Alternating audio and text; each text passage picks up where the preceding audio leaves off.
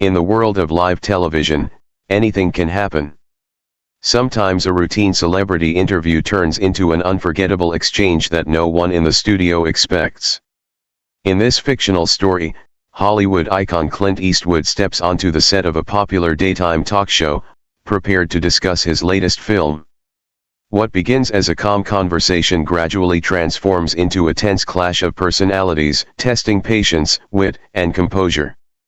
Whether you're here for the drama or the dialogue, this imagined encounter explores what might happen when two strong personalities refuse to back down. The studio lights shine brightly as the audience settles into their seats, buzzing with anticipation. The hosts exchange welcoming smiles before introducing their special guest. "Ladies and gentlemen," the moderator announces, "please welcome the legendary Clint Eastwood." Thunderous applause fills the studio as Eastwood walks onto the stage with his trademark calm confidence. Dressed simply and carrying himself with effortless authority, he acknowledges the crowd with a polite nod before taking his seat. His weathered face reflects decades of experience, while his relaxed posture suggests he has nothing to prove. "Thank you for having me," he says in his familiar gravelly voice. "It's wonderful to have you here," the host replies warmly. "Congratulations on your latest project. Audiences are excited to see what you've been working on." Eastwood smiles modestly as the interview begins, unaware that the conversation is about to take a dramatic and unexpected turn. The discussion opens on familiar territory, with the hosts asking about filmmaking, storytelling, and the inspiration behind Eastwood's newest movie. "What attracted you to this story?" one host asks. "It's about redemption," Eastwood answers after a thoughtful pause. "People make mistakes. Sometimes they deserve another chance instead of being defined by their worst moments." Another host leans forward with genuine curiosity. "That's a powerful message. After such an incredible career, what motivates you to keep telling stories?" "I look for honesty," Eastwood replies. "Characters that feel real. Life already has enough fantasy." The audience listens attentively as he shares insights into directing, working with actors, and the importance of authenticity in filmmaking. The conversation flows naturally, creating an atmosphere of respect and admiration. Then another panelist, who has remained unusually quiet, decides to steer the interview in a different direction. "Clint," she says, "may I ask you something a little more challenging?" Eastwood nods. "Go ahead. You've spoken about redemption and understanding people. But some critics argue that certain political opinions you've expressed over the years seem difficult to reconcile with that message. How do you respond to that?" The mood in the studio shifts almost instantly. The relaxed smiles begin to disappear, and even the other hosts sense that the interview has entered unfamiliar territory. Eastwood turns toward the panelist with a measured expression. "Which opinions are you referring to?" he asks calmly. She smiles politely. "You've publicly supported political figures who have generated significant controversy. Some people believe those endorsements send a message. Do you understand why they might feel that way?" Eastwood doesn't answer immediately. Instead, he takes a moment before speaking. "I've spent my entire career working with people from every imaginable background," he says. "I've judged individuals by how they treat others, not by which political label they carry." "But public endorsements have consequences," the panelist replies. "People pay attention to what influential figures say." "They certainly do," Eastwood answers. "That's why it's important not to reduce complicated people into simple headlines." Several hosts exchange uncertain glances as the discussion grows increasingly serious. The audience, once relaxed, now watches in complete silence. The moderator attempts to redirect the conversation. "Maybe we can circle back to the film for a moment." Before she can continue, the panelist raises another question. "I think our viewers deserve an answer." Eastwood leans back comfortably in his chair, maintaining the same composed expression. "They deserve honest conversations," he says. Not conversations designed to produce viral moments. Dash. The atmosphere becomes noticeably heavier. Are you suggesting this question isn't legitimate? The panelist asks. I'm suggesting there's a difference, Eastwood replies, between trying to understand someone's perspective and trying to corner them into a headline. She folds her arms. I'm asking about your public record. That's part of interviewing public figures. And that's fair, Eastwood says. But context matters. So does listening. A quiet murmur spreads through the audience. The moderator once again attempts to ease the tension. Perhaps we should return to discussing your latest film. But both participants remain focused on the discussion, setting the stage for an even more intense fictional exchange in the next chapter. The panelist folded her arms, refusing to let the conversation drift back to safer ground. You can't expect to appear on national television, she said, without answering difficult questions when you've made public political statements. Eastwood remained composed. His expression barely changed, but there was a quiet intensity in his eyes that immediately captured the audience's attention. What statements are you referring to? He asked. She smiled confidently. The famous empty chair speech, she replied. People still talk about it? Eastwood nodded. I remember it well, he said. It was a creative way to express my opinion about political accountability. But looking back, she continued, do you think it crossed the line? The audience fell completely silent. Eastwood leaned forward just enough to command the room without raising his voice. Let me ask you something, he said. She raised an eyebrow. Go ahead. In your career, how many feature films have you directed? She blinked. What does that have to do with this conversation? Just answer the question. I've never directed films. I'm a television host. Eastwood nodded thoughtfully. Then you've chosen a very different profession from mine. He paused before continuing. My work has always been about telling stories, taking creative risks, and letting audiences decide what they think. Every artist expresses ideas differently. Not everyone has to agree with them. The room remained quiet as viewers watched the exchange unfold. Dash. One of the other hosts quickly stepped in. Clint, your films have entertained audiences around the world for decades. Looking back, what accomplishment means the most to you? Eastwood smiled politely. I appreciate the question. He took a moment before answering. The greatest reward has never been awards or headlines. It's hearing from people who say a story stayed with them long after the credits rolled. The panelist wasn't ready to move on. But public figures should also be accountable for the messages they send. I agree, Eastwood replied evenly. Accountability matters. So why not answer the criticism directly? Because there's a difference, he said calmly, between having an honest discussion and turning every interview into a debate over politics. The moderator sensed the growing tension and gently redirected the conversation. Perhaps we can return to the new film. The story of redemption seems especially relevant today.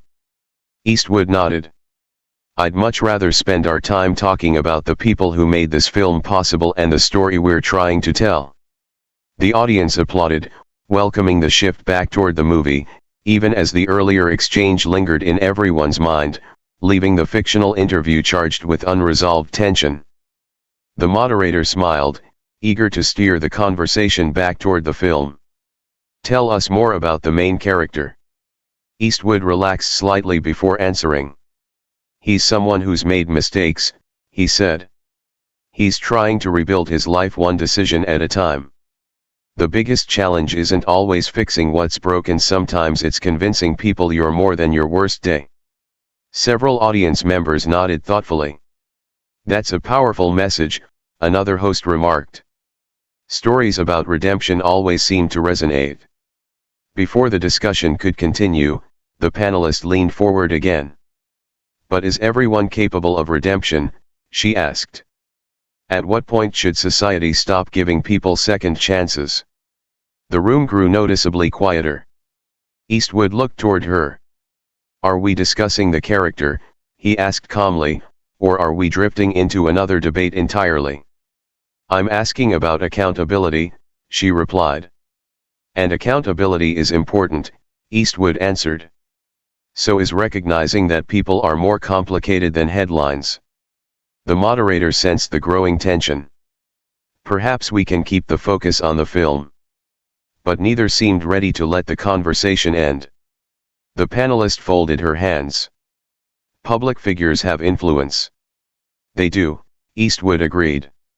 And interviewers have influence as well. What responsibility do you think interviewers have? To ask thoughtful questions, he replied, while treating their guests with fairness and respect. The audience remained silent as the exchange continued. I believe difficult questions are part of the job, she responded. So do I, Eastwood said. There's a difference between challenging someone and trying to create conflict. The atmosphere became increasingly tense as both remained firm in their positions. The moderator quickly stepped in. I think we've spent enough time on this subject. Let's return to the movie. Eastwood nodded politely before standing. I appreciate the invitation, he said. But I think this conversation has reached its natural conclusion. The audience murmured in surprise. You're leaving? The panelist asked. I came here to discuss a project that means a great deal to me, Eastwood replied. When the discussion moves away from that purpose, I think it's better to end the interview respectfully. The moderator rose from her chair. We appreciate you joining us today. Eastwood offered a courteous nod to the hosts and audience. Thank you for having me. With that, he walked calmly toward the stage exit. The studio remained unusually quiet as the cameras followed him leaving the set, while the hosts gathered themselves and prepared to continue the fictional broadcast. The imagined exchange ended not with shouting or spectacle, but with two people holding firmly to different views, leaving the audience to decide what they thought of the conversation.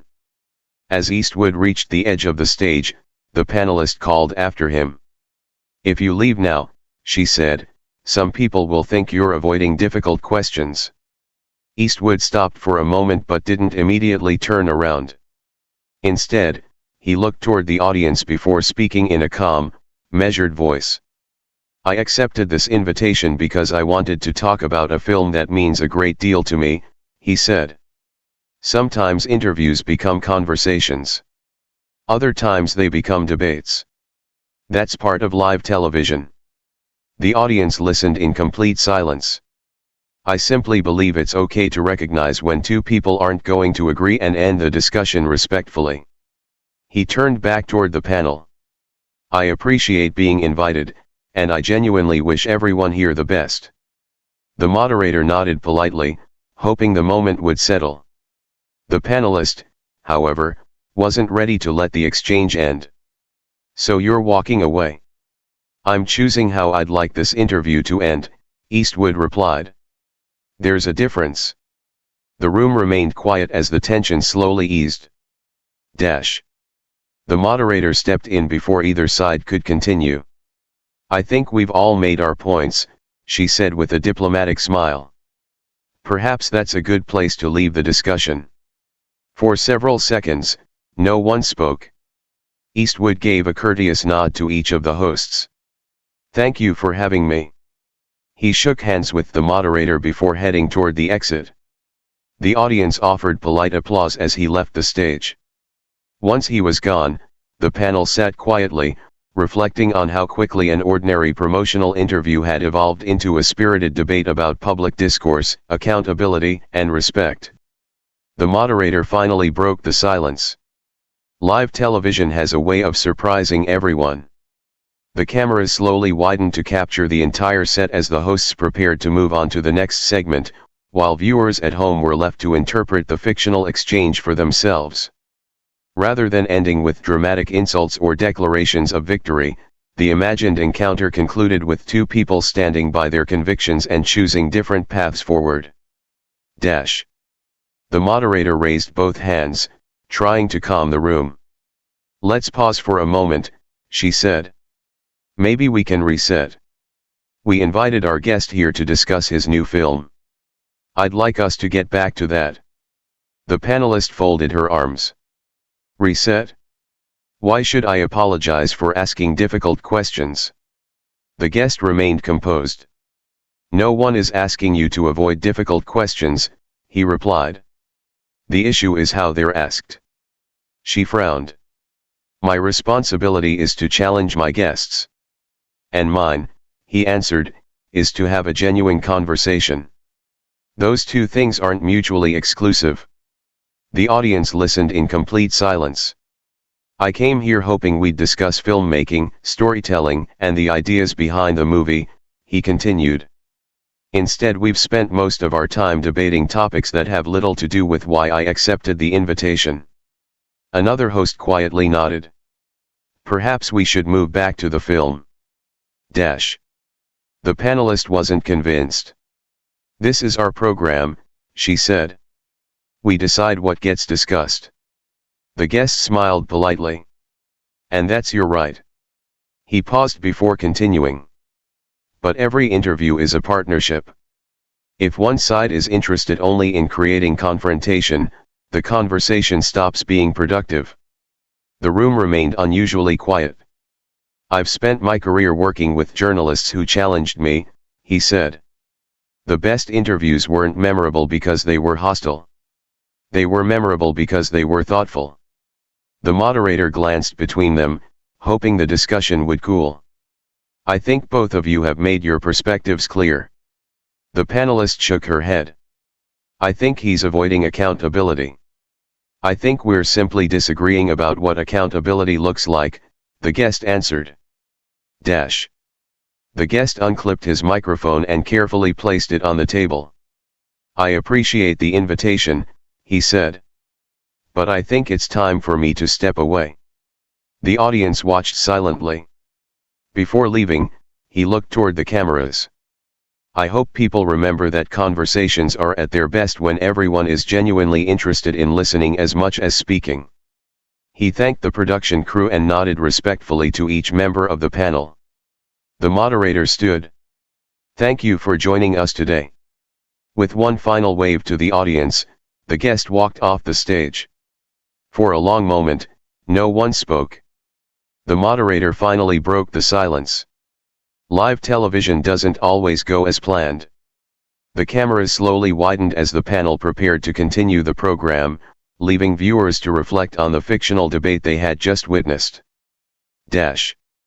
The panelist forced a smile, determined not to show how frustrated she felt. Was that supposed to be a compliment? She asked. The guest paused before answering. You can take it however you like, he said calmly. People will come away from this interview with their own conclusions. He glanced around the studio. I only hope they remember that meaningful conversations are built on listening as much as questioning. The room remained silent. The moderator thanked him once more for appearing on the program. He nodded respectfully to the panel and offered a brief wave to the audience before walking toward the studio exit. As the doors closed behind him, the cameras lingered on the set. The hosts exchanged uncertain glances, reflecting on how a routine promotional interview had evolved into an unexpectedly intense debate. The audience sat quietly, unsure whether they had witnessed a disagreement, a clash of perspectives, or simply the unpredictable nature of live television. The moderator finally broke the silence. Well, live television always has a way of surprising us. The show gradually transitioned to its next segment, but the fictional exchange continued to linger in the minds of everyone who had watched it. Dash. And that's where this fictional story comes to an end. What began as an ordinary interview about a new film slowly transformed into a debate about public conversation, accountability, and mutual respect. Neither side walked away having changed the other's mind, but both revealed how quickly a discussion can unravel when people stop listening and focus only on winning the argument. Whether you sided with the guest, the interviewer, or somewhere in between, the story serves as a reminder that the most memorable moments on television are often the unscripted ones, even in fiction. If you enjoyed this fictional dramatic scenario, don't forget to subscribe for more imagined Hollywood-inspired stories, and let us know in the comments, how would you have handled the conversation if you were sitting at that table?